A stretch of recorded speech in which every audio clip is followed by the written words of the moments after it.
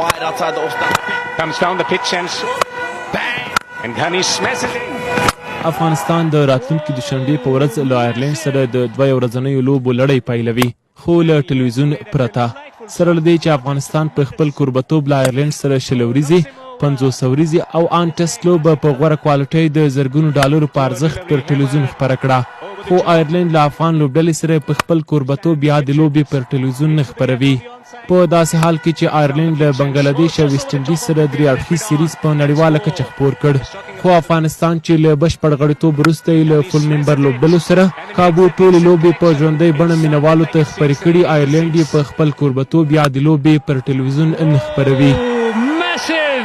د ای سی بي افغانستان کرکټ بورډ لپاره پکار دی ترڅو داسې هیوادونو سره لوبې ونیسي چې لږ تر لږه هغوی وکولی شي د لوبو لپاره سپانسر پیدا کړي او په ژوندۍ بڼه یې نشر کړي، ترڅو زموږ دغه فول ممبرشپ سټیټس هم د سوال لاندې رانشي او د افغان د کرکټ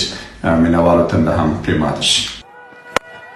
پر ټولنیزو رسنیو ګڼ مینوال له آیرلینډ سره په ترسره کیدونکو لوبو ناراضه دي او پر ټلویزیون د نه خپرېدو په صورت کې یا د لوبې بې خونده بولي. که څه هم افغان کرکټ بورډ د یادو لوبو په خپرولو کې مسؤلیت نه لري، خو د لوبو له برابرولو وړاندې د یادو لوبو پر خپرولو ټینګار یې کولی شول پر ټلویزیون د یادو لوبو خپرولو کیسه کره کړې وای.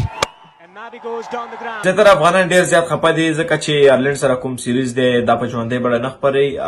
نو زیاتره افغانان دا خواهش لري د افغانستان کرکټ بورډ نه چې په راتلونکي کومې لوبې برابریږي داسې یو لوبډلې سره برابرې شي چې ټول مینوال یې هم وګوري په ژوندۍ بڼه.